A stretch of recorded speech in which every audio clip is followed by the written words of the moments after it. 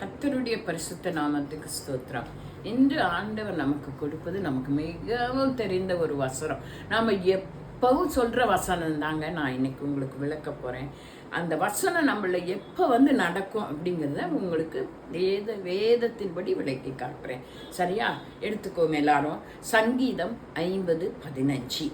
சங்கீதம் 50:15 எடுத்துட்டீங்கன்னா அதில் என்ன இருக்குன்னு பாருங்க. ஆபத்து காலத்தில் என்னை நோக்கி கூப்பிடு, நான் உன்னை விடுவிப்பேன், நீ என்னை மகிமைப்படுத்துவாய். எப்போ கூப்பிட சொல்றாரு?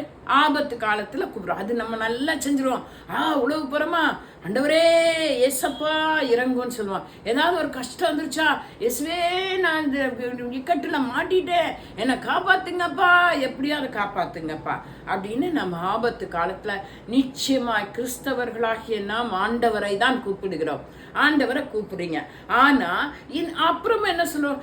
நான் எவ்வளோ ஆண்டவர்கிட்ட கெஞ்சினேன், எப்படிலாம் போராடினேன், ஆண்டவர் எனக்கு பதில் தரவே இல்லையே, ஏன் என் ஜபத்தை கேட்கல அப்படின்னு நமக்குள்ள ஒரு கொஸ்டின் வருது இல்லைங்களா? வருதா? அங்க மிஸ்டேக்கு ஏன் தேவன் மேல இல்ல, நம்ம மேலதாங்க இருக்கு.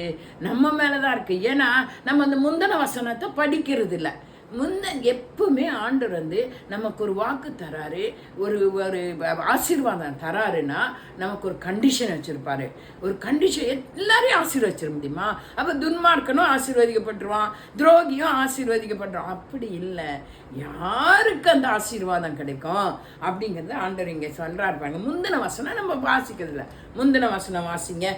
சங்கீதம் 50:14. நீ தேவனுக்கு ஸ்தோத்திர பலி இட்டு உன்னதமானவருக்கு உன் பொருத்தனைகளை செலுத்தி என்ன செய்யணும்? 2 காரியம் செய்யணும்.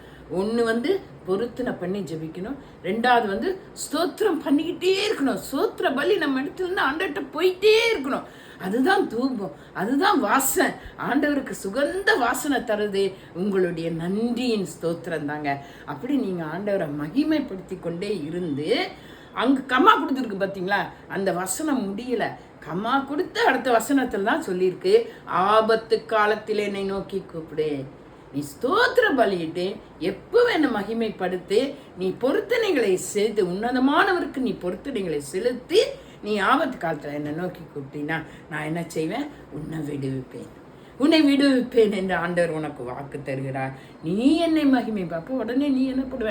மறுபடியும் ஆண்டவரே நீங்க கிருபை செஞ்சீங்க, உன்னை அறியாமலேயே என்னை தேவனை நீ மகிமைப்படுத்துவாய். நம்ம அப்படி செய்வோமா?